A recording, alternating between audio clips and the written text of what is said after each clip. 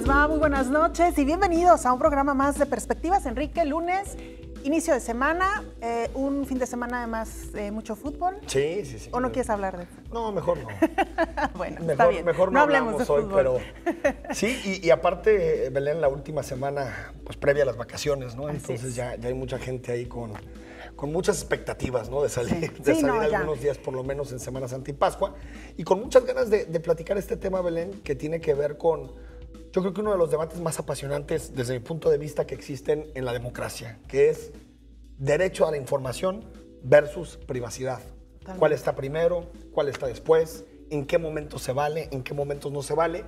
Y creo que por lo que hemos sabido en semanas anteriores, ¿no? Las filtraciones en Guadalajara, las grabaciones, lo que nos hemos enterado de parte del Ayuntamiento de Guadalajara en casi todos los temas, y otros temas internacionales, como por ejemplo chats que surgieron, que vinculaban en el caso de España a la realeza, a la Casa Real. Es decir, creo que es un tema en el que muy pocas veces nos detenemos a pensar qué implicaciones tiene, ¿no? Totalmente. Enrique, yo haría dos divisiones, dos apartados, y me gustaría conocer tu opinión, a ver si podemos caminar por ahí. Una es este tipo de grabaciones y filtraciones que tienen que ver propiamente con la labor del funcionario. Es decir, un funcionario que está en su oficina, que está tratando un tema de trabajo propiamente, alguien lo graba, eso se filtra y sale a la luz pública. Y las grabaciones o filtraciones que tienen que ver ya con la vida privada, íntima de los personajes. Me parece que las dos tienen un grado de cuestionamiento. Me parece más grave una que la otra. No sé tú cómo la ves. Mira, yo empezaría, y creo que por eso es importante partir, yo diría entre tres segmentos. Uno es lo íntimo, que ahí estoy totalmente de acuerdo contigo. Lo íntimo es todo lo que está de puertas para adentro de una casa. Es decir, creo que ahí ni el periodismo tiene derecho a entrar. Claro. Es decir, yo creo que ahí sí hay una división. La intimidad, es la relación de una persona con sus hijos, con su pareja, con su entorno más cercano. Claro. ¿No? Sí. Después yo vería que hay otra que sería un segundo círculo, que es el círculo privado, que no necesariamente es el íntimo. El privado son las relaciones, por ejemplo, que podemos tener en el plano profesional, o que podemos tener, por ejemplo, con nuestros amigos, o que podemos tener por los negocios que hacemos. Es decir, es el plano privado, que se financia con dinero privado, pero que, digamos, ya entra en el imperio, digamos, de la ley y el debate externo. Y otro, lo público, que es claramente la utilización de recursos públicos, la elección de cargos públicos, lo que tiene que ver con si pagas o no impuestos. Eso ya es lo público. Creo que rara vez se hace la diferencia entre esas tres cosas, ¿no? Sí. Por ejemplo, por poner un caso que ha sido muy citado. Los famosos, en su momento, los famosos...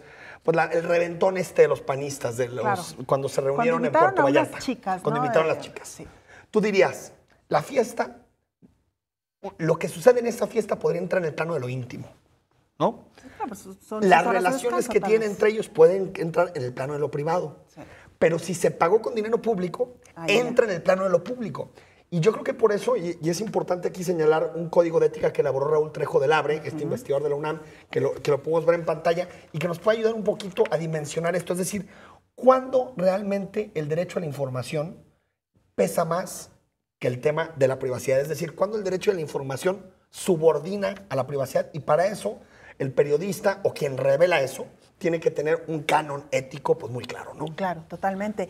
Y vamos a ver precisamente... pues unas gráficas en pantalla sobre este código de ética que ya mencionabas y particularmente pues el derecho a la información, Enrique. El derecho a la información, ¿no? Que va primero. Totalmente. Luego, la protección de la privacidad de los ciudadanos y de los políticos también como un derecho, ¿no? El derecho a la privacidad que tenemos todos, pero por otro lado también hay un el compromiso con la audiencia. Con las audiencias, ¿no? Entonces yo creo que cuando se hace este tipo de análisis, primero, el periodista o quien le toca procesar este tema, el editor, quien sea, tiene que pensar, a ver, ¿el tema que voy a revelar es de utilidad pública, sí o no?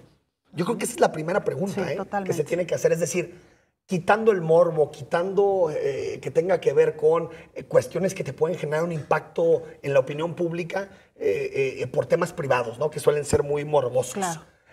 ¿Tiene realmente un impacto público, sí o no?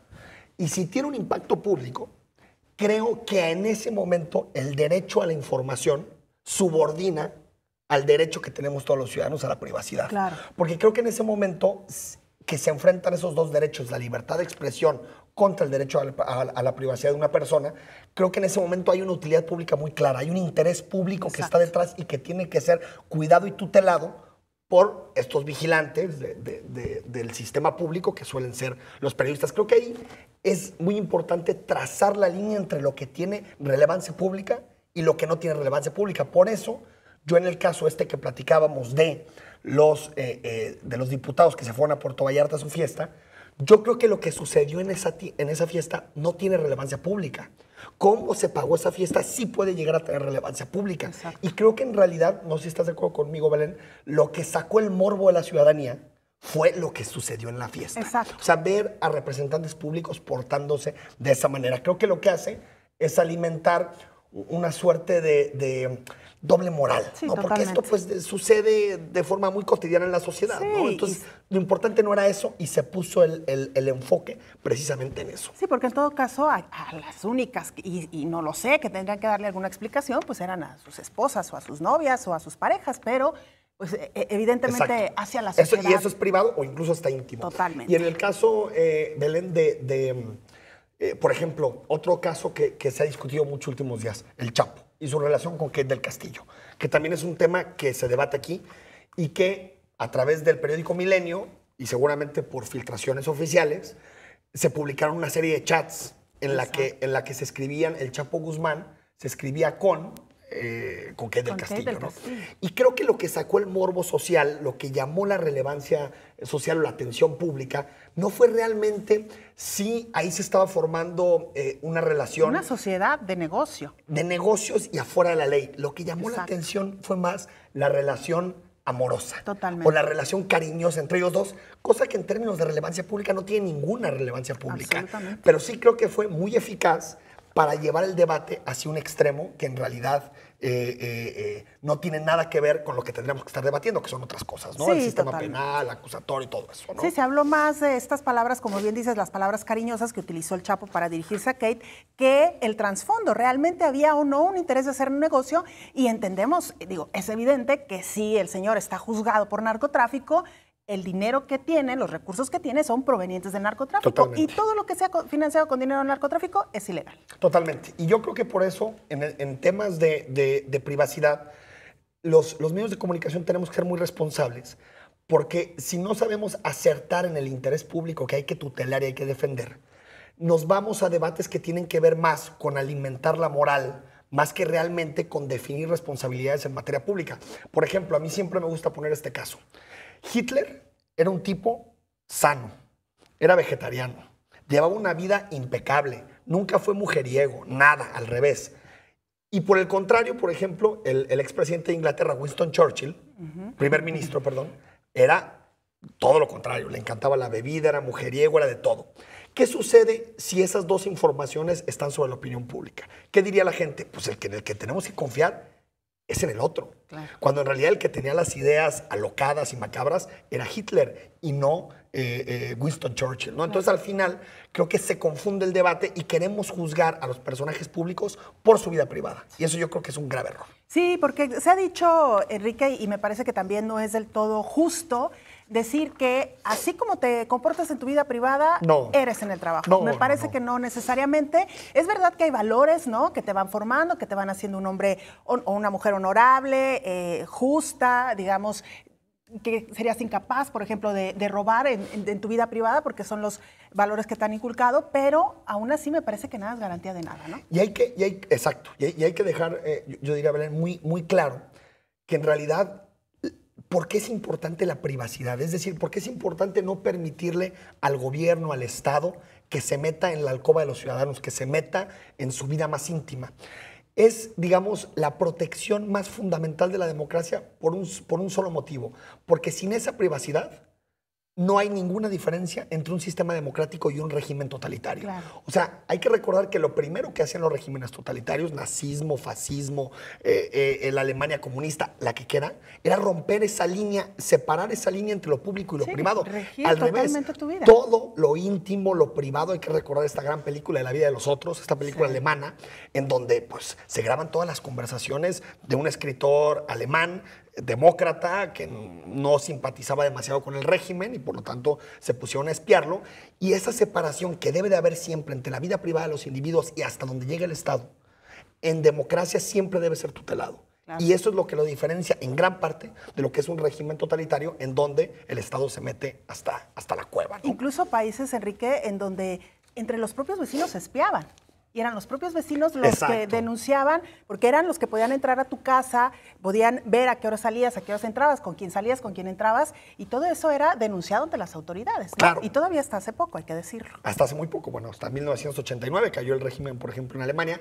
Lo que es interesante decir, y creo que es un tema fundamental, es que siempre hay que dudar de este tipo de mensajes, de este tipo de filtraciones, porque detrás hay siempre un sujeto interesado. Totalmente. Siempre hay alguien que quiere moldear la opinión pública de un lado o de otro. Por lo tanto, creo que lo fundamental que nos tenemos que preguntar es, ¿la información que estoy recibiendo es de interés público o no? Claro. Si Hugo Luna dice que con un manotazo resuelve las cosas, ¿es de interés público o no lo es? En este caso creo que sí lo era. Pero otros, por ejemplo, otras grabaciones como la del Faro, no me parece que fueran tanto de interés público, ¿no? Claro. Y para eso la definición es fundamental, ¿no? Oye, Enrique, vamos a quedar a ver algunos puntos interesantes sobre este tema. Ya nos dará pie para abordarlo en una segunda ocasión, porque sería muy interesante, que lo teníamos ya previsto, revisar la legislación mexicana. Sí. ¿Qué dicen las leyes mexicanas en torno a este tema? Y nos quedó en el tintero otro caso muy reciente, que es el de los reyes de España, porque ahí se involucra una figura que hasta hace poco era intocable, la monarquía, ¿no? Entonces, y en un mensaje de apoyo a alguien que puede caer en casos de corrupción, ¿no? Que eso es lo que le da utilidad pública al tema, le da ahí, ¿no?, el cariz. Exacto. Como delicado. Pero Exacto. Bueno, esto ya tendremos oportunidad de abordarlo en otra ocasión, porque tenemos que hacer una pausa. Ya está aquí nuestro invitado, un gran invitado esta noche. Con Luis Carlos Vega Pámanes.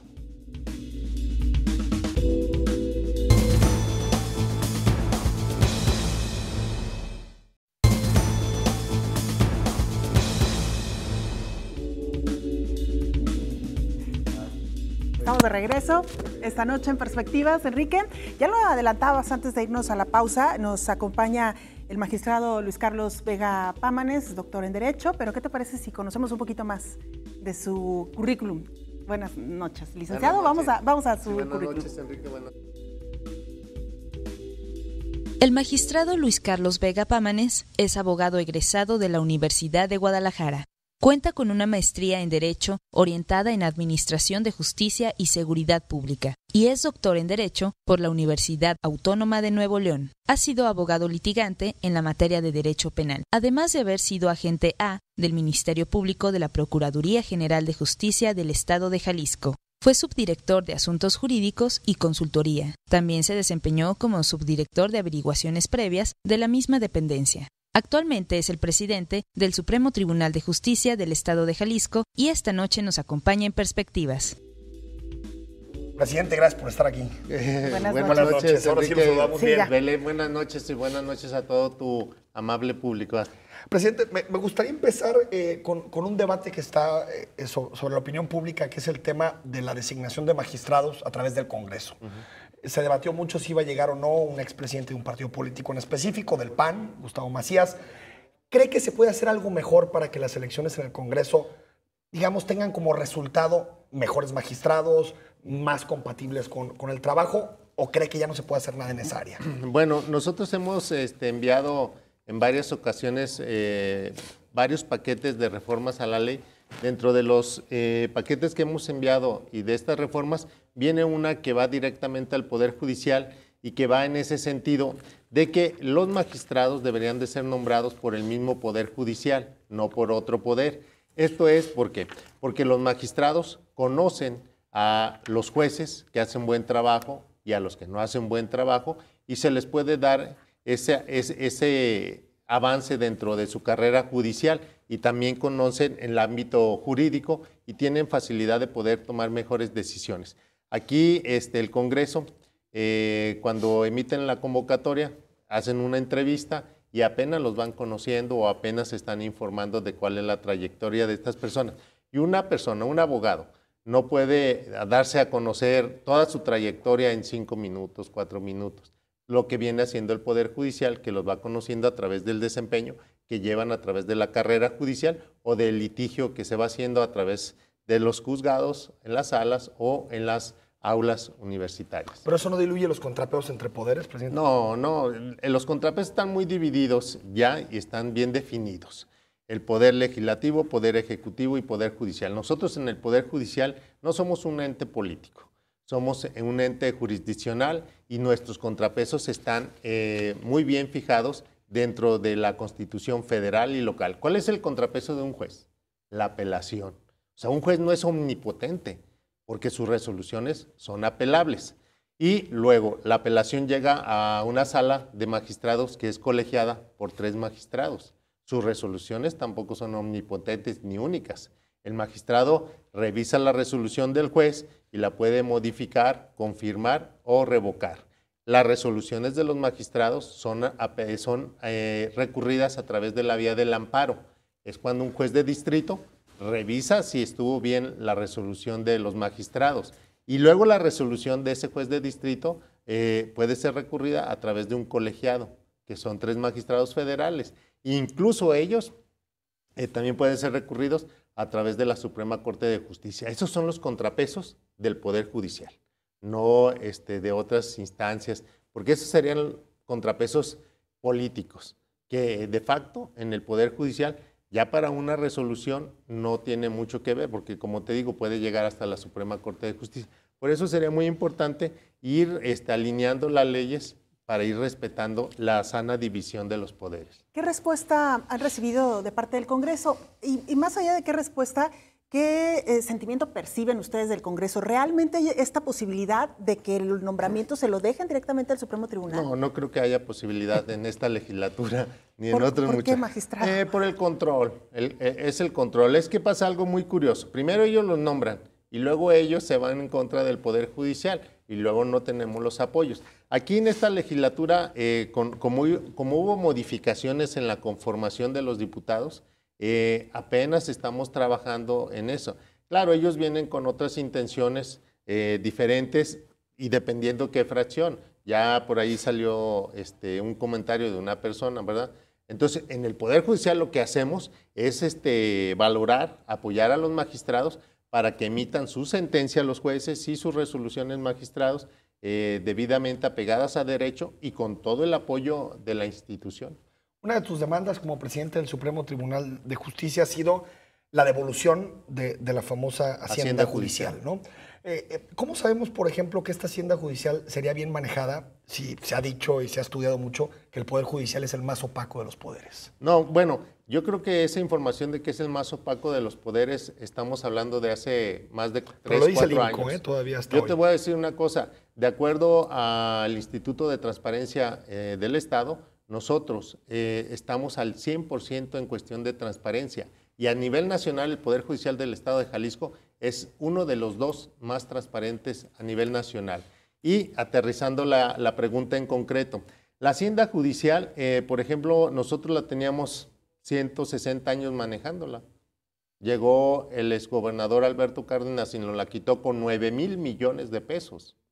De aquellos 9,000 millones de pesos, que ahorita han de ser como unos 18,000 millones, ¿que dónde están? Eso demuestra que el Poder Judicial, de una u otra forma, siempre ha sido responsable de sus finanzas y de toda la cuestión que lo envuelve. ¿Por qué? Porque sabemos de derecho. Y al saber de derecho, sabes lo que puedes hacer y lo que no debes de hacer. Y eso los ha mantenido en un buen papel. Yo te quiero decir que a nivel nacional, a mí me ha tocado como presidente del Poder Judicial formar parte de la CONATRIP, que es la asociación que envuelve a todos los presidentes a nivel nacional, y me ha tocado ir a nivel nacional y de los primeros años, pues nomás era ir a ver, porque los demás estados llevaban mucho avance. Hoy, muchos estados se fijan en Jalisco. Hoy en Jalisco, por ejemplo, aparte de que somos de los primeros a nivel nacional en transparencia, somos los primeros que tenemos exhortos por vía electrónica. Lo que antes costaba 1,200,000, 1,5 millones de pesos mensuales y que tardaba de 2 a 3 meses en enviar el correo certificado y en regresarse ese correo certificado, hoy lo hacemos en minutos, en 5 o 6 minutos, porque todo lo hacemos a través de la vía electrónica. Somos el único estado que tenemos la firma electrónica. ¿Qué es la firma electrónica? Lo que te da seguridad como jurista y como ciudadano de que tus documentos y de lo que se actúa es válido. Es una certificación que el gobierno del estado nos hizo favor de incluirnos en la firma electrónica, como el SAT. Tú haces tu declaración y te dan tu recibito. Así nosotros. ¿En qué se gastaría la hacienda? ¿Eh? ¿En qué lo gastarían? Bueno, nosotros tenemos un sinfín de gastos que necesitamos para la hacienda judicial. ¿Qué le daríamos? Déjate, me llevo en la idea. Nosotros íbamos transparencia. Tenemos el primer exhorto en vía electrónica. Tenemos juicios en línea en materia mercantil. Tenemos 4 salas hechas exprofesas para impartir justicia mercantil, que era lo que necesitaba Jalisco. Los últimos 20 años no se había construido ni una sala en juicios en materia mercantil, ya no digamos en oralidad. Hoy creamos esas 4 salas con 8 jueces que dan abasto a todo el sinfín de la materia mercantil, que son contratos, pagaré, cheques, que era lo que necesitaba Jalisco, y que el Do It Business, que es la encuesta que usa el Banco Mundial, los tenían en el número 17. Con todo lo que les acabo de decir, nosotros, si tenemos una calificación certera, vamos a estar dentro de los primeros 5 lugares a nivel nacional. Esto es, con la experiencia que tenemos y que hemos ido a varios estados, podemos garantizar que nosotros tenemos juicios en línea debidamente profesionales, debidamente certificados, y estamos en la vía correcta, que esperamos estar en los primeros lugares en el Do It Business. La hacienda judicial, ¿para qué se necesita? Allí es una larga historia. Por ejemplo, ahorita nosotros no tenemos presupuesto para el manejo de la ciudad judicial, que obviamente se debería destinado a esa parte. En la hacienda judicial, en el edificio de ciudad judicial que está en periférico, hay que pagar luz, hay que pagar agua, hay que pagar mantenimiento de la planta tratadora de aguas residuales, personal de limpieza, de seguridad, mantenimiento de los elevadores y todo lo que conlleva a esa ciudad judicial. Hemos tenido que ir cerrando baños, por ejemplo, eran 350 baños. Pues, ¿cuántas personas necesitamos para limpiarlos, para cuidarlos y para darle papel, jabón, todo? Eso es en lo que se iría de entrada, porque lo mismo que se gasta en ciudad judicial, se gastan en los 19 juzgados que tenemos en Puente Grande, mejor conocido como la penal de Puente Grande. Tenemos 16 en materia penal y 3 para ejecución de penas. Entonces, doctor, y en ese sentido, precisamente preguntarle, ¿de dónde viene el problema de la falta de presupuesto para el Supremo Tribunal de Justicia? ¿Es directamente del Ejecutivo o del Legislativo? No, bueno, mira, es que cada poder tiene su responsabilidad. Por ejemplo, nosotros el 15 de agosto mandamos nuestra solicitud de presupuesto al Ejecutivo. El Ejecutivo manda otra al Poder Legislativo, y el Poder Legislativo es el que autoriza los presupuestos. Pero dentro de esa misma frecuencia, si el Congreso recibe un presupuesto mal, la Constitución lo faculta para que lo corrija. ¿Cuál es el error que se cometió en esta administración? Que los redujeron nuestro presupuesto del año pasado. Y eso es gravísimo ante la Constitución, porque es una falta a la Constitución política nacional y estatal. Entonces, afortunadamente, con el diálogo con el gobernador Jorge Aristóteles hemos tenido muy buen entendimiento y nos ha apoyado mucho, porque si nos habíamos quedado con el presupuesto que nos autorizó el Congreso, pues no pudieran haber entrado los 4 distritos que ya entraron en materia penal oral, que es Tequila, Ameca y Autlán y Chapala. ¿Y por qué hubo esa reducción? ¿Hubo alguna explicación, algún argumento? No, hasta ahorita no la hemos tenido, pero deja de eso, Belén, Enrique. Aquí el problema es que son faltas graves a la Constitución. Claro. Es lo único que protege al Poder Judicial o a los poderes, que por ningún motivo se reducirá el presupuesto al año anterior inmediato. Es la autonomía. Que es algo que deben de saber los legisladores de entrada, ¿no? El aterrizaje de la idea. Yo no daría por hecho eso, ¿eh? Que lo sabía, yo no lo daría por hecho. No, que se supone que lo deberían de saber. Se supone, sí. Vamos a un corte, regresamos con Luis Carlos Vega.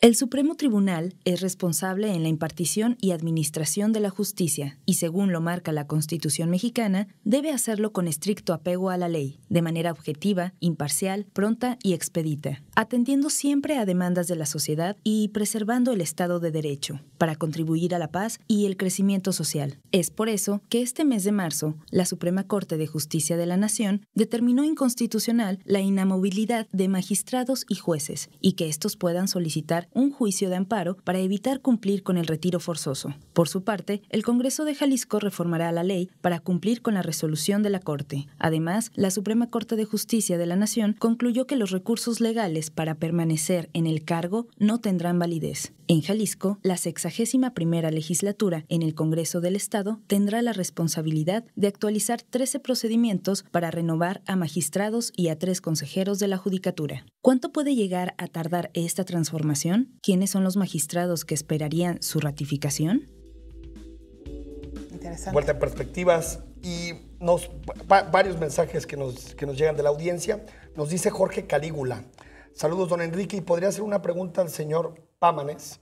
¿Es permitido que en el juzgado mixto, juicio de divorcio de mutuo consentimiento de su hermana, importándole muy poco fechas y brincando los juicios en el juzgado mixto de unión de Tala, una empleada conlleve un juicio de divorcio de mutuo consentimiento?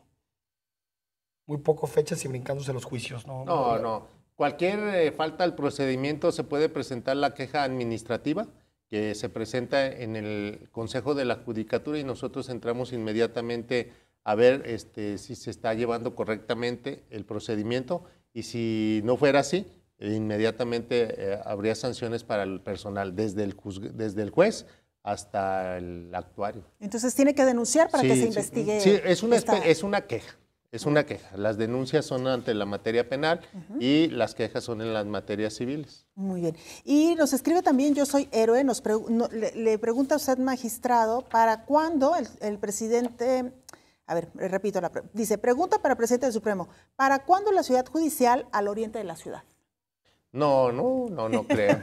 No. Si la que tienen ahorita no alcanza. Lo que pasa a salir, ¿no? que ahorita lo que se está trabajando con el apoyo que hemos tenido del Ejecutivo, se están creando un edificio magno en Puente Grande que va a albergar 16 salas de juicios orales de diferentes tamaños y con todas las oficinas para todos los operadores del nuevo sistema de justicia penal oral, que es Procuraduría Social, que es la Procuraduría Social, la Fiscalía y los jueces Poder Judicial, Consejo de la Judicatura. Para cambiar de tema, magistrado presidente, preguntarle, nos decía, nosotros tenemos experiencia en manejar el dinero, o eso es lo que decías, en manejar dinero históricamente, porque lo tuvieron 160 años, pero también ha habido muchos escándalos en el Supremo Tribunal, y usted lo sabe, en el Poder Judicial en general, por nepotismo, porque se mete a trabajar a familiares. Sí. ¿Ese tipo de cosas ya están resueltas? Sí, bueno, yo te digo, Enrique, lo mismo que le dije en su momento a la persona que me lo preguntaba. Si hubiera un solo nombramiento, uno solo, ilegal en el Poder Judicial, presentaba mi renuncia.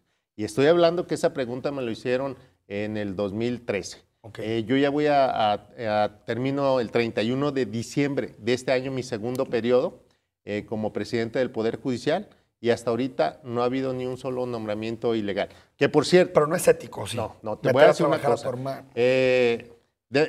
Aquí hay pudiéramos estar toda la noche platicando qué es ética y si es ético o no es ético.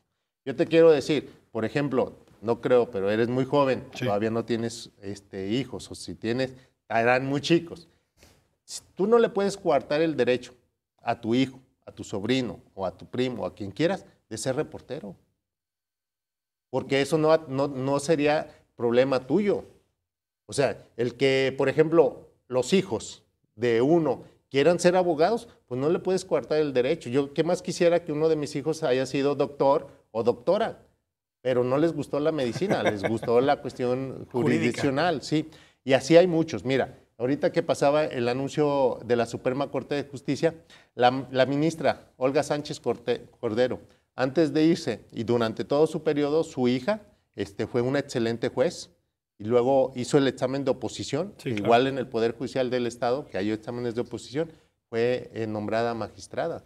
Y exámenes que se hacen en el Poder Judicial para llegar o aspirar a secretario o a jueces fueron debidamente grabados, fueron debidamente publicitados y todo el mundo, todas las personas que se sintieron con la capacidad y con las ganas de concursar, lo hicieron. O sea, no hubo ni palancas, No, ni... es una comisión de más de 7 personas, donde ahí no formo parte de esas comisiones y ellos son los que eligen. Y ya con los nuevos sistemas para los juicios orales, los requerimientos, uno de ellos era que fuera en un auditorio abierto, amplio y que hubiera sistema de grabación.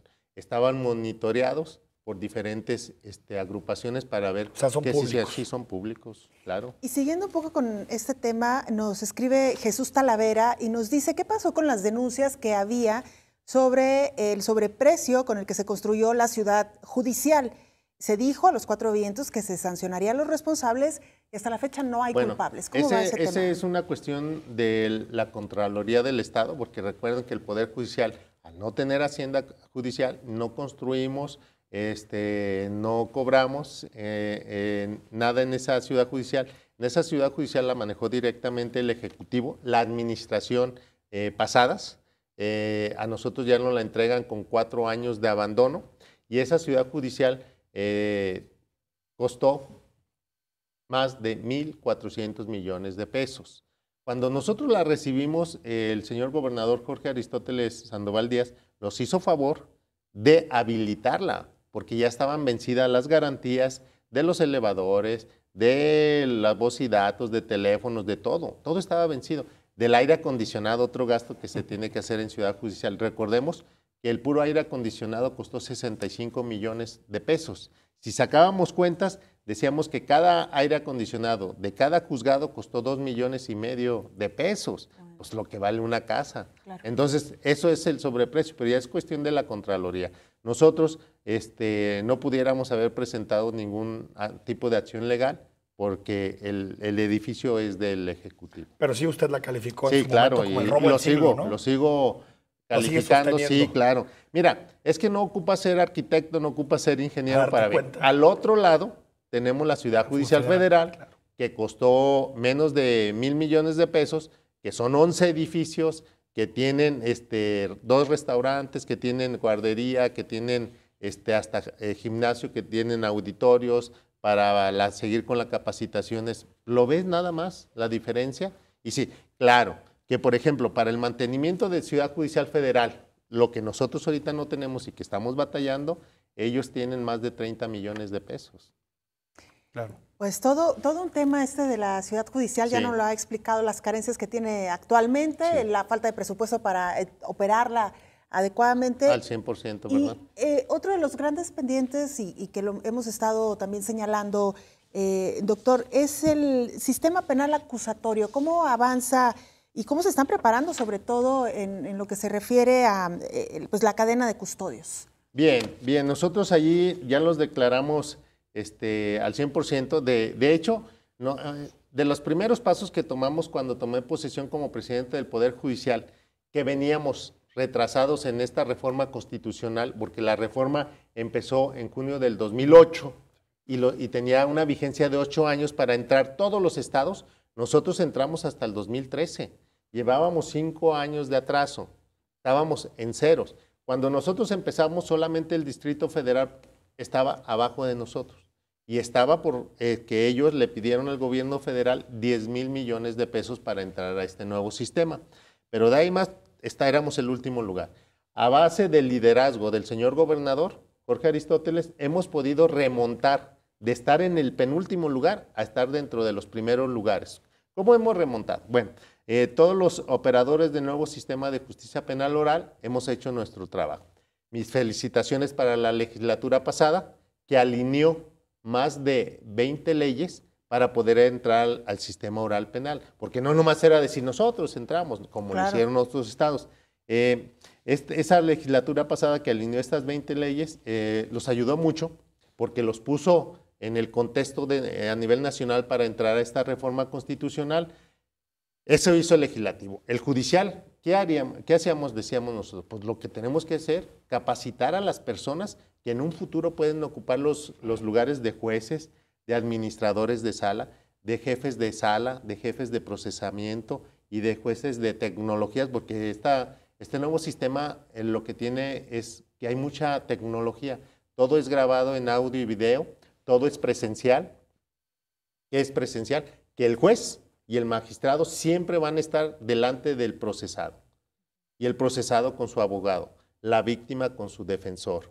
Y el fiscal va a estar también presente. Entonces, en el sistema tradicional escrito, pues el juez ni volteaba a ver al procesado, claro, menos los magistrados, porque nosotros estamos en el centro y los procesados en el reclusorio. Claro. Dentro de las tecnologías que hemos adquirido, por ejemplo, los magistrados y jueces, nosotros no los tenemos que trasladar hasta el reclusorio, ni el procesado se tiene que trasladar al Palacio de Justicia, sino que con telepresencia podemos estar desde un lugar a otro. Y así va a ser en todo el estado de Jalisco. Esas son las ventajas de este nuevo sistema. Y otra, que es lo más importante y todo, y que da respiro a al anterior sistema tradicional penal, que todas las sentencias son públicas. O sea, no hay acuerdos. El juez no va a saber ni cuál asunto le va a llegar, ni de qué se trata. El juez va a empezar a conocerlo conjuntamente con todas las personas. Sí, exactamente. Entonces, ahí la sociedad, los ofendidos, los procesados y todo el mundo va a estar viendo y va a quedar grabado en audio y video.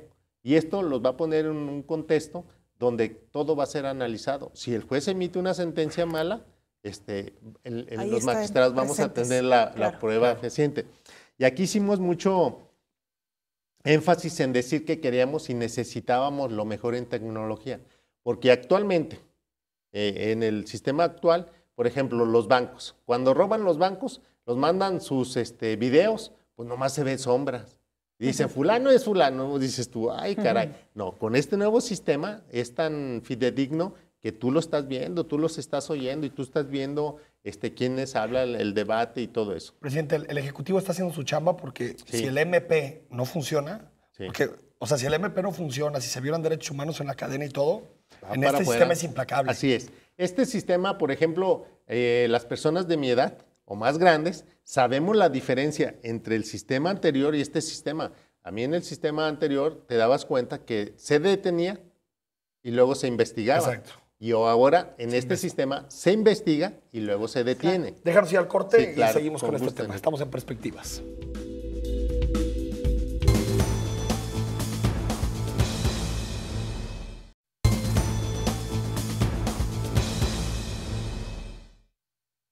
De acuerdo a la reforma constitucional de junio de 2008, que dio origen a la implementación de los juicios orales en toda la República Mexicana, el plazo se fincó hasta junio de 2016 para que la implementación sea una realidad en el Estado. Y para que esto suceda, el Supremo Tribunal de Justicia del Estado debe trabajar de la mano con el Poder Ejecutivo y el Poder Legislativo. ¿Cuáles han sido los avances y qué acciones tenemos pendientes en el Estado? Seguimos en Perspectivas platicando esta noche con el presidente del Supremo Tribunal de Justicia, con Luis Carlos Vega Pámanes. Luis Carlos, está el tema del Tribunal Administrativo del Estado de Jalisco, el TAE. Se percibe mucha impunidad del TAE, se percibe mucha discrecionalidad para tomar decisiones. ¿Qué se puede hacer con el TAE? Bueno, aquí, si bien el TAE forma parte del Poder Judicial, ellos son autónomos en sus resoluciones. Y las resoluciones son debidamente atacadas.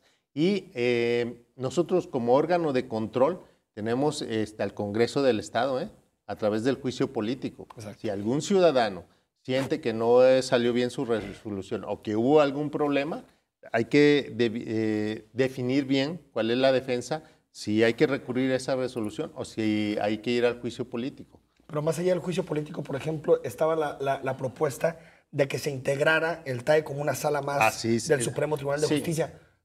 Ahí tendría un poco de más control. Aquí esta autonomía la están usando como impunidad prácticamente. Es un tema muy importante que el gobernador Jorge Aristóteles mencionó en su momento y que se ha olvidado un poco, pero yo creo que en cualquier momento lo toma. Que el TAE se incorpore al Supremo Tribunal de Justicia y que pase a ser una sala colegiada y que se creen juzgados en materia administrativa para que esos magistrados solamente revisen lo que hacen los jueces, porque ellos son como unitarios, primero reciben la demanda, se resuelven y luego como colegiados ven lo que viene siendo suspensiones, revocaciones, todo eso. Entonces, yo creo que es más sano que se integren al Supremo Tribunal de Justicia y que se creen los juzgados administrativos. Magistrado, en días recientes, en semanas recientes, se ha dado un debate en torno a los salarios que se perciben en los diferentes poderes de nuestra entidad. En el caso del Supremo Tribunal de Justicia, se ha cuestionado y se ha dicho también que debería haber una moderación en los salarios que se reciben. Mira, decirte primero, en los últimos 10 años no ha habido aumentos en los magistrados ni jueces.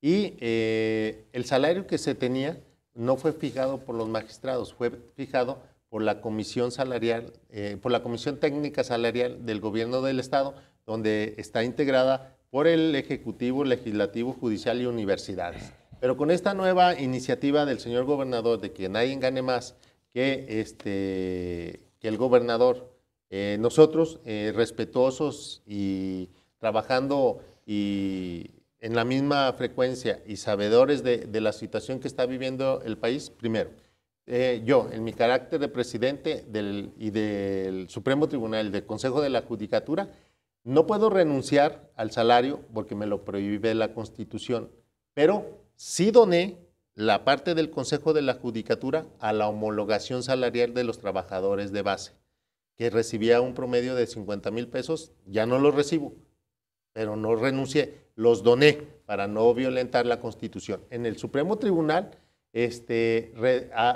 adecuamos el salario para que nadie ganara más que el señor gobernador. Y ahorita nadie gana más que el señor gobernador en el Poder Judicial. ¿Y ese dinero se fue? Ese dinero del Supremo Tribunal, que yo tenía arriba como 10,000 pesos mensuales, se fue directamente al mantenimiento de las salas de juicios orales en materia penal.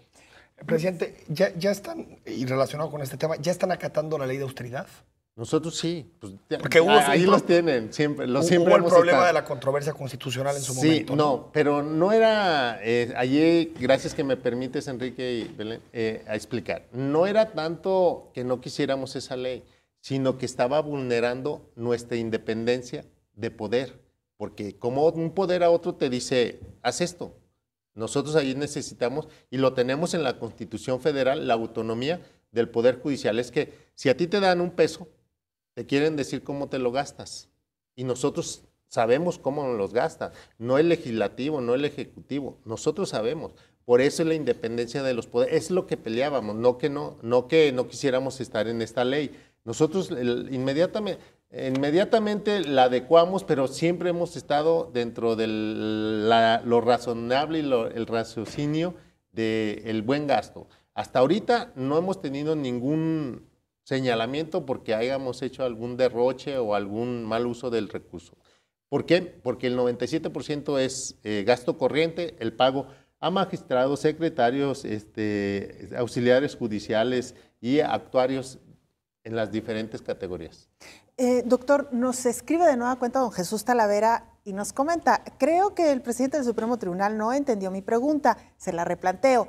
¿Por qué no se han presentado las denuncias correspondientes en contra de Emilio González Márquez? Así de simple, así de sencillo. El que tendría que presentar la denuncia sería el director o el secretario de Contraloría del Gobierno del Estado, quien es el que tiene el poder para poderlo hacer.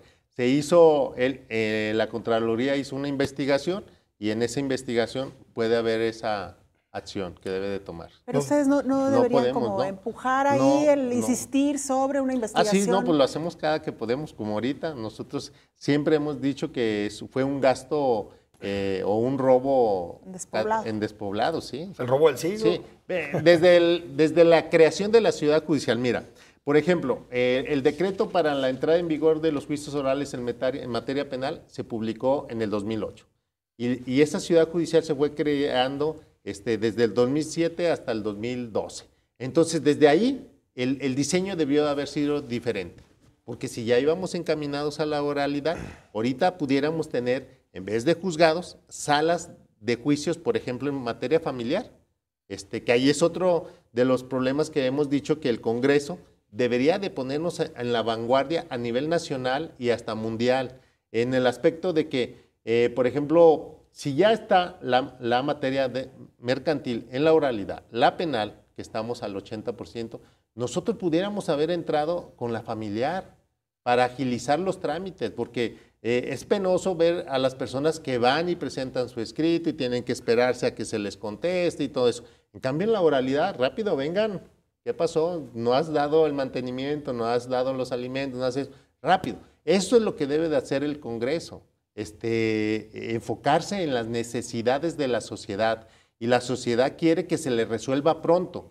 Y para resolver pronto ocupamos adecuar las leyes. Otro tema tan importante que ya no es ni de mucho estudio, las notificaciones que sean electrónicas, no que sean personales, no que hay que tiene el notificador, tiene que andar buscando al abogado y se convierte en el juego del ratón y el gato. Sí, sí. Cuando el abogado es actor, pone un domicilio aquí en la ciudad. Cuando es abogado del demandado, lo pone en el último lugar de la ciudad y no lo encuentra. Entonces, esa reforma tan sencilla en el Código Civil, que las notificaciones, exceptuando el emplazamiento y la sentencia, sean por medios electrónicos, los agilizaría a nosotros hasta en un 70% de tiempo, lo que se antes... Bueno, ejemplo traigo. En materia mercantil, los asuntos duraban de 2 a 4 años, si no es que más. Con la oralidad los estamos resolviendo en 2 meses.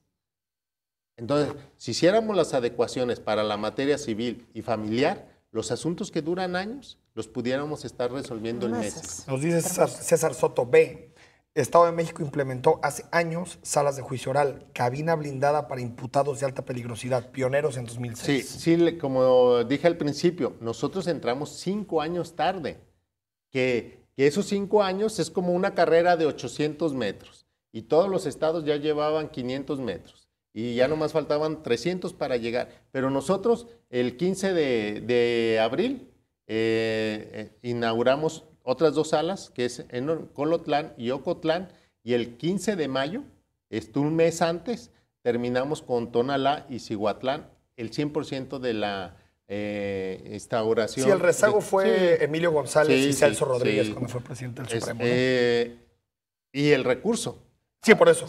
Pero bueno, tampoco presionó por el recurso Celso en ningún momento. Mira, hubo un comentario muy importante. USAID es una organización transnacional que apoya a los países en vías de desarrollo. Sí. Cuando yo me entrevisté, que tomé ya cargo del Poder Judicial, le dije, oye, ¿por qué no has apoyado a Jalisco, al representante? Dice, mira, cuando salió este decreto, al primer estado que visitamos fue Jalisco. Era el ideal. ¿Por qué? Porque la capacidad de los abogados, la capacidad de los jueces, era el ideal para entrar con el apoyo y que fuera marcando la línea a nivel nacional. Pero al exgobernador no le interesó. Le interesaron más los Juegos Panamericanos y se fue por allá. Entonces le dije, bueno, ahora sí ayúdanos, ahora sí nos interesa y tenemos que entrar. Y hemos trabajado. Nosotros tenemos una maestría de juicios orales en materia penal, capacitando a las personas. Cuando ya van a entrar como jueces, USAID viene y hace un diplomado de cerca de un mes con puros ensayos, con puras simulaciones, con puro ya didáctico, práctico, o sea, casos prácticos, a ver, y ahí ya entran bien fogueados. Es como la especialización de la maestría. Entonces ahí nos da mucho gusto y los ha dado buen resultado hasta ahorita en todos los municipios que hemos entrado con este nuevo sistema. Y bueno, nos dice Exetón, los logros de un funcionario público son de reconocerse y se reconocen. No espera aplausos, es su obligación. No, claro, es mi obligación. @ BambiAlex, ¿en qué juzgado cuentan con ese equipo? Pregunta. No confundan con las copiadoras que otorgaron. No, nosotros no hemos otorgado copiadoras. Nosotros en esta administración hemos entregado más de 1,000 computadoras, más de 1,000 impresoras y un SAT. Por ejemplo, yo te lo digo y está afedetado. Anteriormente los juzgados tenían máquinas de escribir y antes los jueces decían, es que yo tengo 7 computadoras, me cambian y me llevo mis computadoras. Y así se llevaban y eran computadoras armadas, no eran como lo que tienen ahorita en el Poder Judicial, en el Consejo de la Judicatura. Con el trabajo que hemos hecho conjunto con el Ejecutivo, los ha apoyado Ciudad Judicial, estaba sola. los apoyaron para comprar el mobiliario. Mobiliario que tiene garantía de 10 años. Ahorita vas y está nuevo. Porque si se descompone una silla, llegan y te la cambian. Tenemos computadoras que durante los 5 años, después de su compra, si salía algo más nuevo, nos lo cambiaban. Y estamos trabajando. Entonces, se han entregado más de 1,000 computadoras, más de 1,000 impresoras y estamos saliendo de un pozo oscuro a la luz. Y lo podemos ver y lo podemos... Recordemos, es muy fácil olvidar y es muy difícil reconocer y es nuestra obligación estar trabajando para mejorar y volver a tomar los lugares que tenía Jalisco. Oye, es un orgullo enorme llegar a la Suprema Corte de Justicia y ver a la entrada a 2 ilustres jaliscienses. Entonces, esos lugares que los perdimos los estamos retomando. Nos queda 1 minuto y medio ya para despedir. Consejo de la Judicatura, ¿sigues pensando que debe desaparecer el Consejo? Bueno, ese, como lo he dicho, es un punto personal mío. Pienso que sí debe de desaparecer porque se hasta clientifican los lugares. Por ejemplo, tenemos un administrador en el Poder Judicial, otro en el TAI, otro en el Consejo de la Judicatura, otro en la Ciudad Judicial y así. O sea, si la nueva era debe de simplificarse y utilizar las tecnologías, sí debe de desaparecer. Y si no desaparece, debe de modificarse. Que ya no existan 3 consejeros ciudadanos y 2 de la cuestión jurisdiccional. Porque es como si un vecino o un invitado llega a tu casa y quiere manejar la administración. No es para supervisar, ¿no? No, sería supervisar, no manejar. Se nos terminó el tiempo. Magistrado, muchísimas gracias. La invitación está abierta para una segunda charla. Enrique, nos vamos. Vámonos. Invitamos a nuestra audiencia para que nos sintonice el próximo miércoles, 9 de la noche. Estaremos hablando con diputadas acerca de diversas iniciativas. No se lo pierda, va a estar muy interesante. Gracias, Enrique. Buenas noches. Buenas noches.